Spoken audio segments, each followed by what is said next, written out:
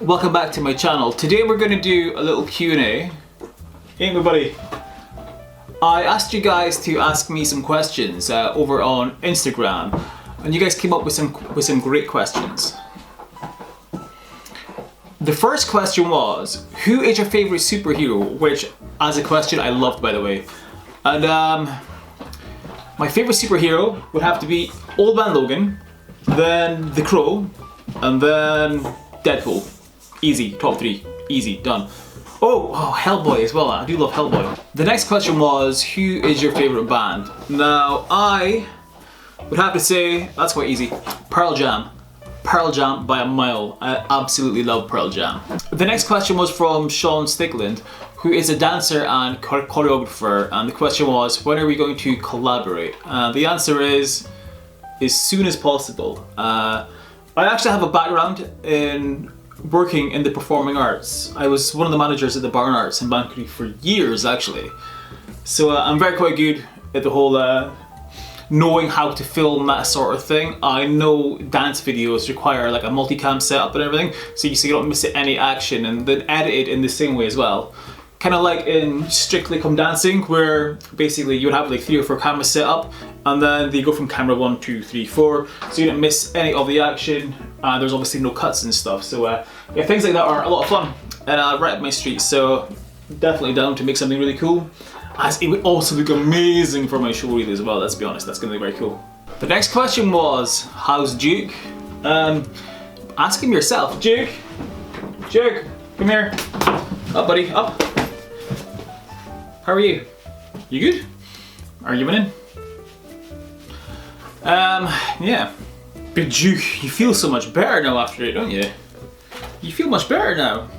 Yeah? No, I stole your balls. I stole your balls. He got neutered. Yeah. And he's much calmer now that he's been neutered. And still handsome, ain't you, buddy? Still handsome. Oh my god. You're close. You're close. Ugh. You still a demon? Yeah. Still a demon child. Demon child. Love you, buddy. Next question is, photography or videography? Well, to be honest, I love both photography and videography. So my little studio here, like there's like videography backdrops here, there's photography backdrops there.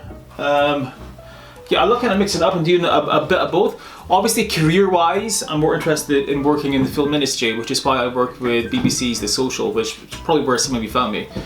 And yeah, but I think it's really handy as well to have fun hobbies, but also hobbies that I can do freelance and make a bit of money from on the side as well. And I'm going to start uploading photos to stock photography websites as well for some extra cash. Yeah. And you're okay down there? I think he's going to kill me. And yeah, but I love both, but work-wise, videography. But again, when you work in videography and stuff and filmmaking and all that, it's handy to be a photographer at the same time, you know, like when is it not going to be handy to have a photographer on set to take photos and stuff? Trick, I'm sorry, your balls had to go. Demon. So yeah, I love both. Work-wise, videography more. Photography I'm looking at more like just kind of like a side income and passive income as well from stock photo websites and stuff. But I love both. I do something with like either one of them almost every day to kind of grow and progress with my skills and stuff. So I kind of like live for both of them daily. Have them for like 5 years now. Oh my god, it's been a long time. But yeah, I just like creating stuff in general. So yeah. Okay, the next question was, top tip for being creative. I used to work for the Ministry of Defence, and when I was a sailor, like this like 10 years ago, I don't think I was creative in the slightest at all. Like I didn't think I had a creative bone in my body. Then one day I just kind of realized that like people can do anything. It's all down to how much time you put into the things that you want to do. Now, some people do like to gatekeep, and the gatekeepers, they tend to pretend that they're naturally creative or naturally athletic, and that's why they're better and stuff. And you know, to a certain extent, some people might be naturally this or that. But is it really naturally that this or that? I mean, it's more likely to do with their surroundings and stuff as well, you know? So, I think Anybody can do anything, and realistically, hard work pays off better than what people might call natural talent, which I think is probably more like being around more creative people in general. So how would you be more creative? I would say go to art galleries, go to museums, spend more time with creative people, learn from them, return the favor, teach them things back as well, and yeah, that's pretty much it. So I got a lot of inspiration from the years that I spent as a manager at the Barn Arts with regards to different video projects that I want to undertake and things like that. So yeah, be heavily involved with the arts, I suppose, and people that are creative. That's the answer. Photography tips for noobs. Okay, take your camera everywhere, right? Start by photographing your friends and your family.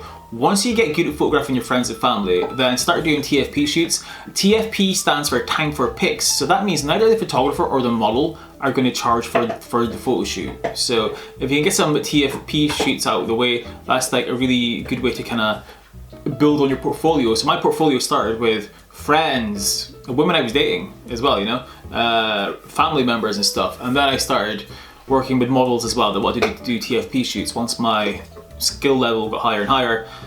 And yeah, so TFP shoots, do them for free, do them for ages to get to learn as much as you can. On top of that, if you do a TFP shoot, like what I do is I tell people to bring like a friend with them or a relative and stuff. There's like a seating area right there where people can sit and stuff, and then kind of shoot here. It's good to have a second shooter with you as well, so I almost always work with a second shooter when I can, which is a little tricky during a pandemic, but I still try to do it when I'm able to. And yeah, I guess work with a second shooter. It could be somebody who's much less experienced, it could be somebody who's got loads of experience, you know. It's if it's a fun shoot and you have friends that are photographers, you know, then they're going to want to get involved anyway, you know, if it's going to be something good. So that's it. So we'll have a second shooter. It's more comfortable for you. That you can take turns cracking jokes to make the model more comfortable. Get them to bring a friend. They're then more comfortable, which shows in the photos. Like, being comfortable is super important for the photos to look good. So there's a really good tip for you. Make sure the person's as comfortable as humanly possible. Oh, also, don't take all the credit for the photos, because the model does a lot of work as well, you know? Like, depending on how experienced the model is as well, it says how good the photos are. So if the model's really experienced, she's going to bust the pose much quicker and stuff. And, you know, then you can take more photos and stuff in a shorter time. But she's going to have more poses to choose from as well. So you are generally going to get more good photos. And if the model's not experienced at all, then, you know, she's still posing for you, she's still doing these poses and stuff. So, you know, you have to share the credit. You can't be all like, oh, thank you for all the credit, that was my hard work. But in reality, it's a team effort, so, you know, ask for input from them as well. Like, you know, what outfits do they want to shoot? Let them pick. It's a TFP shoot, you're doing it for free, you know? Like, don't be telling women what to wear, just ask them what they want to shoot. Shoot whatever they want to shoot, and yeah, it makes it much more comfortable, and yeah. Then, like I said, give them play credit for their work as well. Have you fully recovered from COVID? Now, some of you might recognize me from the BBC video about long COVID. I was making really good progress, but at that point, I could stay on my feet for an hour every day, like an hour max. But there is other days, because it comes in waves, there's other days where you would live a normal, fulfilled life, like maybe once or twice a week that might happen. Then you might not get another good day for weeks on end. And then, since the days when you're weak, you kind of have to build up for that. So I built up to an hour, and then I went out and I got the Pfizer vaccine. And to be honest with you, it hit me like a ton of bricks, and it set me back like, well, it's been like, how long has it been now? March, April, May, June. It's been like 15 months since I got COVID, and I'm still sick with it. And I've got the energy levels that I did a few weeks after I got sick with it. So got a lot of building up to do all over again, which is a total nightmare. The next question after that was, what is your go-to outfit? Me personally, most of the time, ever since like I was a teenager, I've always worn like band t-shirts, baseball caps, Converse or Vans, and yeah, always dressed like that. Biker jackets, like that kind of thing. Sometimes people make like comments about how I still dress like a teenager, and then I do go out and buy like overcoats and nice shirts and stuff, and then I think, what the hell am I doing? Like, that's their insecurities, but I always go back to dressing the way that I always have. So yeah, pretty much I dress like a teenage boy. Another COVID question, what are you gonna do if you don't fully recover from COVID?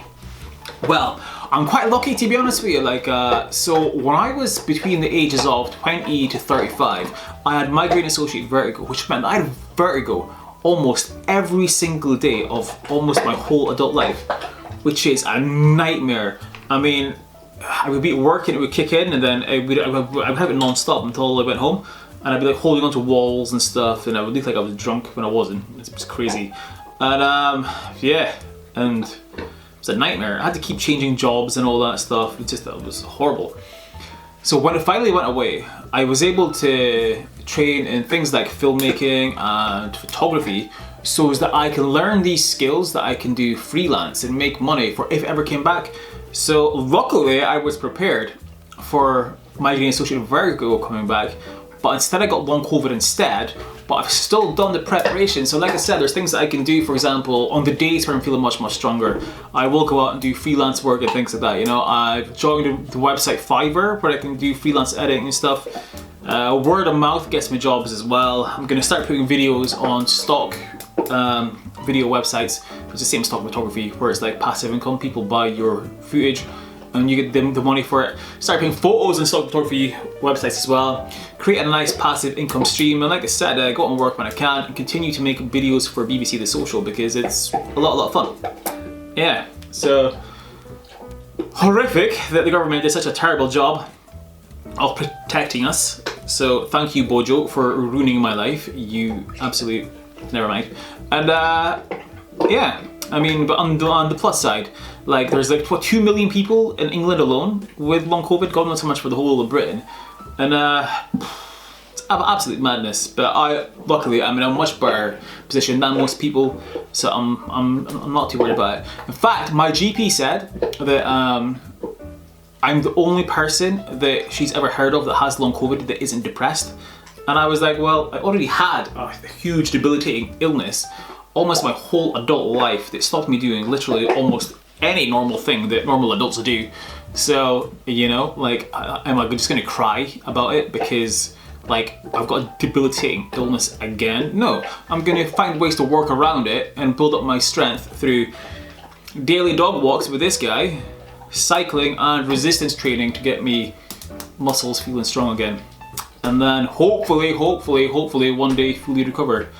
Well, it's been 15 months, but I'm adamant that I will fully recover. I'll just have to work my butt off. So yeah, so I guess that's my plan. Keep doing what I'm doing, focus super hard on keeping on expanding my skills in photography and videography and being the best that I can, because I love this stuff, you know.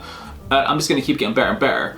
And then on top of that, get stronger and stronger. So that's what I'm gonna do. Okay, alright, there was one final question, which was, can you name some photographers who have inspired you?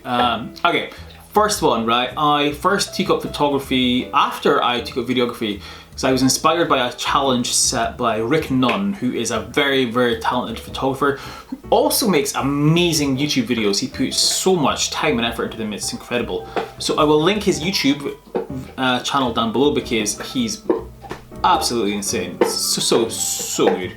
A very talented man. I then started watching YouTube channels by Mango Street and Jamie Windsor, who is a very, very talented photographer as well. So yeah, any more questions, feel free to ask them in the comments section down below.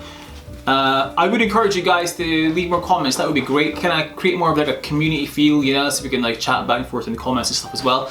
If you like this video, feel free to give it a like, because that really helps my channel a lot actually. And if you haven't subscribed yet, feel free to subscribe. And we're gonna make quite a few more videos soon actually. I'm gonna focus quite a bit more on YouTube because it's fun and I haven't really been doing much of it lately. I have a new teleprompter right here.